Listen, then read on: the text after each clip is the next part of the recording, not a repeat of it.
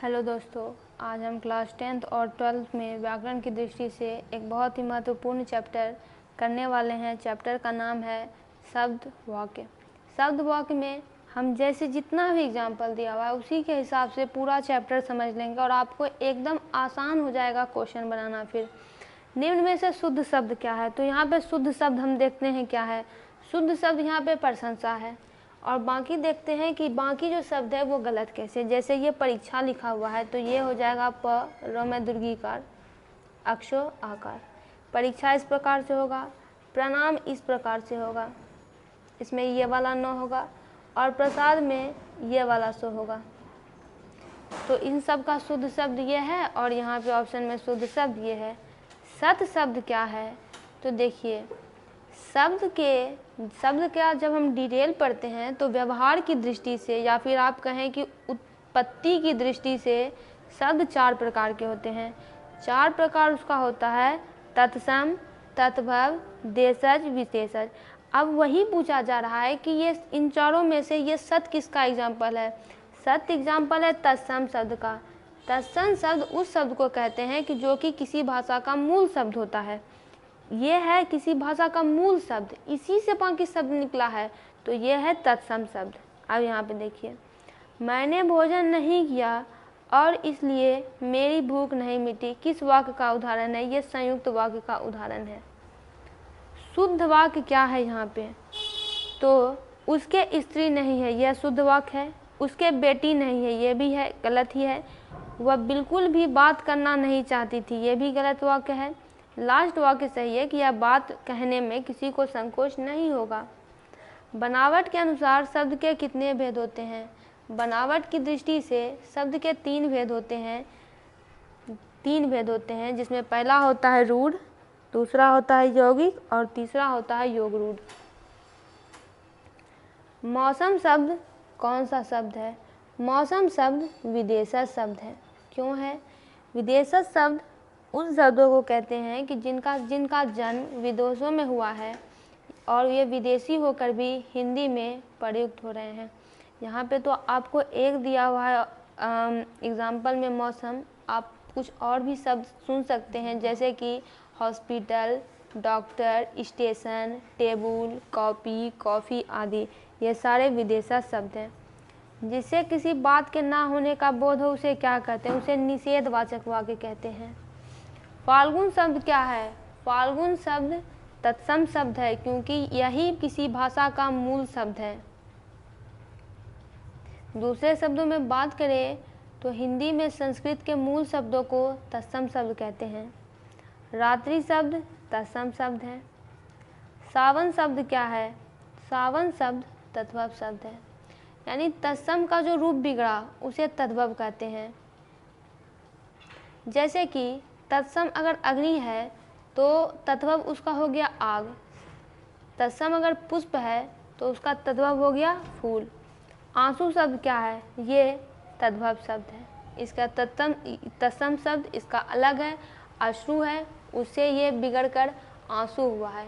और अब चलन में यही ज़्यादा शब्द देखने को मिलता है। रात शब्द तद्भव शब्द है, ये रात्रि से आया है। शंख शब्द क्या है, ये तत्सम शब्द है। होली शब्द क्या है, होली शब्द भी तद्भव शब्द है। चैत्र शब्द तद्भव शब्द है और इसका तत्सम हो जाता है चैत्र। चक्रवाक शब्द क्या है, चक्रवाक तत्सम शब्द है। डॉक्टर शब्द विदेशज शब्द है, यानी ये ऐसा शब्द है इसका जन्म विदेश में हुआ है और ये विदेशी होकर भी हिंदी में प्रयुक्त हो रहे हैं। विकास या उद्गम की दृष्टि से शब्द के कितने भेद है, तो 4 भेद है। तत्सम शब्द, तद्भव शब्द, देशज शब्द और विदेशज शब्द। आगे बढ़ते हैं।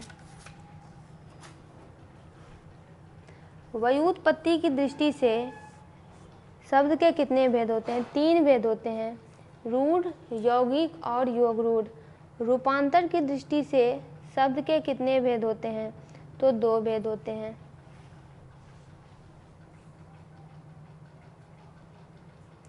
अर्थ की दृष्टि से शब्द के कितने भेद होते हैं, अर्थ की दृष्टि से शब्द के 3 भेद होते हैं। आदमी शब्द है, कहाँ का शब्द है ये? अंग्रेजी का है, अरबी का है, तुर्की का है या फिर फारसी का है? तो आदमी शब्द फारसी का शब्द है। फारसी के कुछ और शब्दों की बात करें तो होता है आराम, अफसोस, किनारा, गिरफ्तार, गिरह आदि। रचना के अनुसार वाक्य के कितने भेद होते हैं? तो 3 भेद होते हैं। मैं देखता हूँ कौन सा वाक्य है? ये सरल वाक्य का एग्जाम्पल है।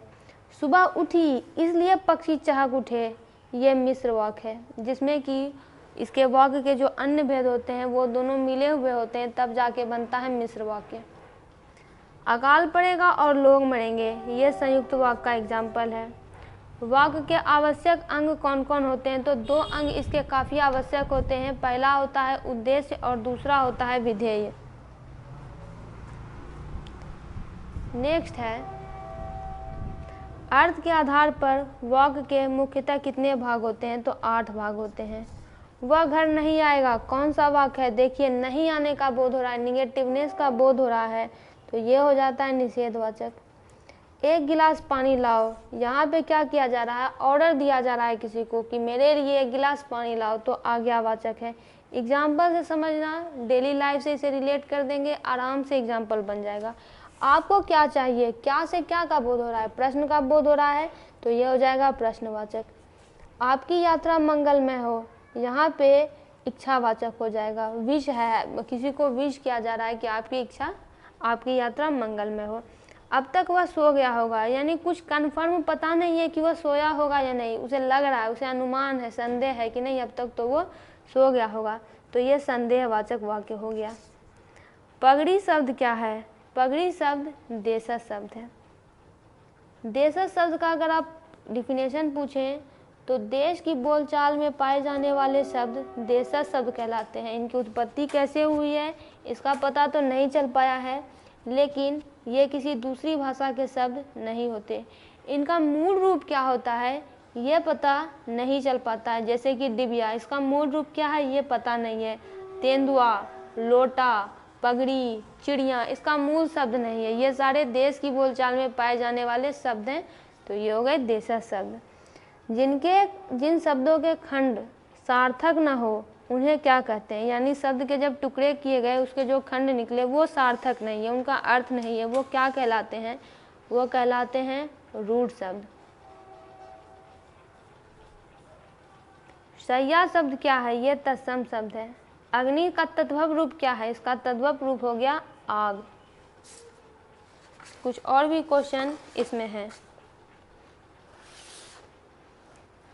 आगे है कि जब कोई शब्द वाक्य में पिरो दिए जाते हैं तब वो क्या कहलाते हैं? तब वे पद कहलाते हैं।